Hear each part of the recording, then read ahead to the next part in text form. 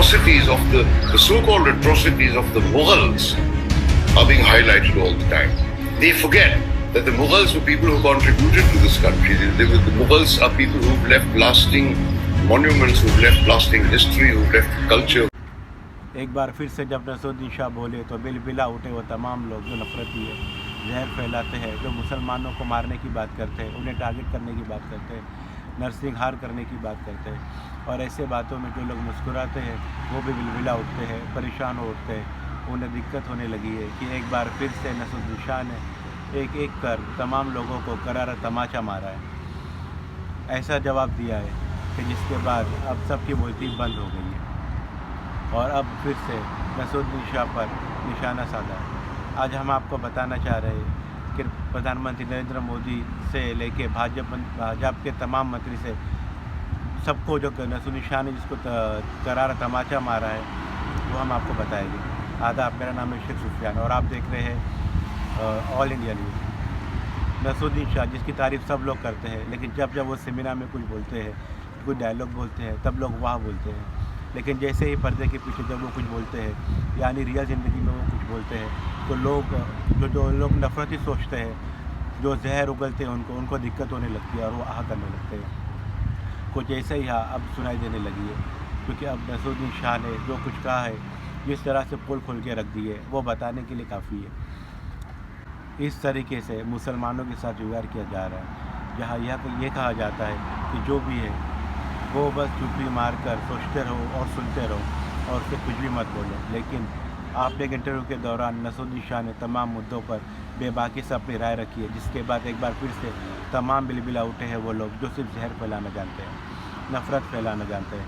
आपको हम बताते हैं कि द वायर टीवी के एक पत्रकार है वीरोन थापा, उनका इंटरव्यू नसरुद्दीन शाह के साथ एक एक करके अलग अलग मुद्दों पर उन्होंने बेबाक राय रखी है। सबसे पहले हम आपको बताते हैं कि उन्होंने कहा है कि जब पूछा गया था कि ये जब धर्म संसद हुई थी मुसलमानों को लेकर, कि ऐसे पहले भी लेकर ये बयान सामने आ चुके नसरुद्दीन शाह के, जिस पर विवाद भी कई बार होता रहा है। ऐसे में हम आपको बताते हैं कि क्या कुछ कहा था उस इंटरव्यू में। नसरुद्दीन शाह बोले कि रिफ्यूजी थे मुग़ल, मोदी राज में धर्म संसद में नरसिंह आनंद के बोलने पे धर्म छेड़ सकता है। इसके बाद हम आपको बताते हैं कि 35 मिनट का इंटरव्यू है, जिसमें नसरुद्दीन शाह से पूछा गया कि नरेंद्र मोदी के दौर में ये इंडिया क्या है, एक मुस्लिम होने के नाते आपको क्या फीलिंग आती है। इसमें नसरुद्दीन शाह ने कहा कि मुस्लिमों को बेकार बना दिया गया है, कि मुसलमानों को सेकेंड क्लास सिटीजन बनाने के रास्ते पर और ये हर क्षेत्र में हो रहा है। सच्चाई बोलना और उसके बाद ट्रोलिंग होना शुरू हो चुकी नसरुद्दीन शाह की। इसके बाद 35 मिनट के इंटरव्यू के बाद एक एक करके करारा जवाब दिया नसरुद्दीन शाह ने। हकीकत बताई थी, असल बताई थी कि असल में हिंदुस्तान है क्या, असल में भारत है क्या, संविधान क्या कहता है, लोकतंत्र क्या कहता है, इस देश का कानून क्या कहता है। वो बात अलग है कि बिलबिला उठे जो ट्रोलिंग कर रहे हैं, जो गाली गलौज कर रहे हैं और अब गंदी और अनर्गल बातें कर रहे हैं नसरुद्दीन शाह के लिए। वो तमाम लोग ना संविधान मानते हैं, ना लोकतंत्र पर विश्वास है, ना कानून मानते हैं।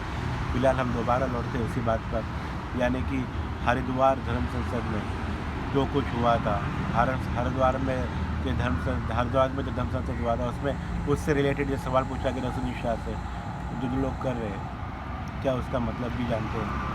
क्या वो 200 मिलियन लोग, क्या वो भारतीय मुसलमानों के बारे में बात करते हैं कि वो फायदा करेंगे? क्या हम इसी देश के, क्या हम यही पैदा हुए और हम यही रहेंगे? हरिद्वार धर्म संसद में हुआ था, उसको लेकर भी नसरुद्दीन शाह से सवाल पूछा गया, तो उन्होंने कहा कि मुझे हैरानी होती है ये सोचकर कि जो लोग कर रहे हैं क्या उसका मतलब भी जानते हैं।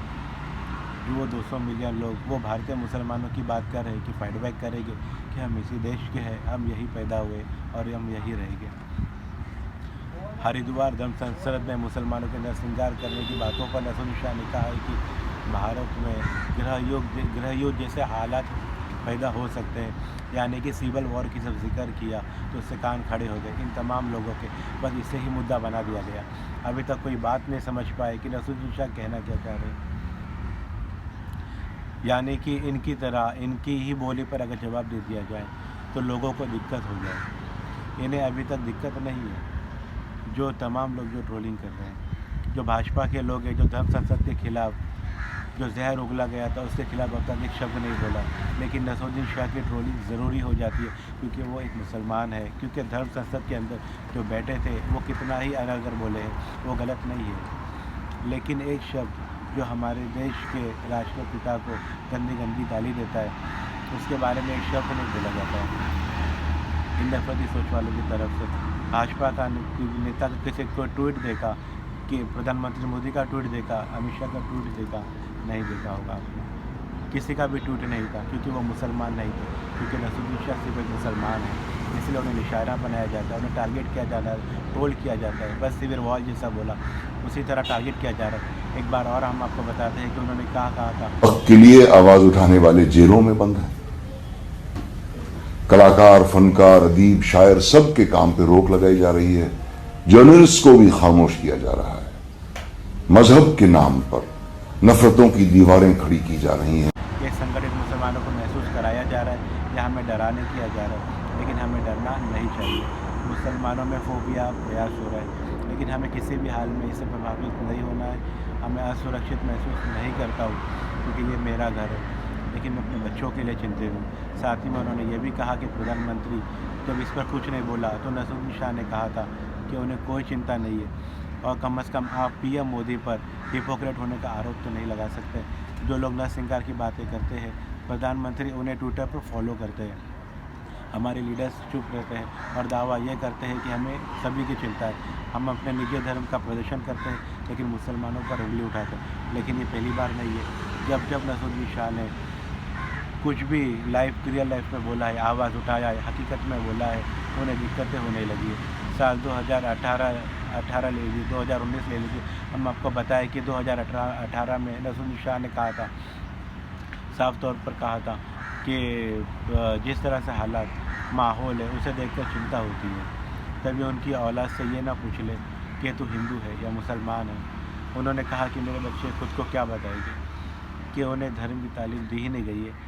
मुझे इस माहौल से डर नहीं लगता क्योंकि गुस्सा आता है इस बात पर भी कि उनकी टोली शुरू हो गई थी, उनको घेरना शुरू हो गया था, अनाप शनाप जो था वो बोलना शुरू कर दिया था।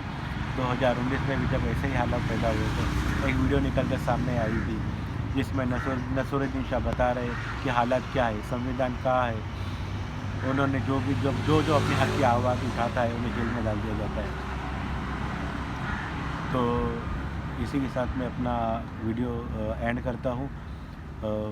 अगली बार इसी तरह की न्यूज़ के साथ आपको मिलूँगा। जब तक के लिए जय हिंद, जय भारत।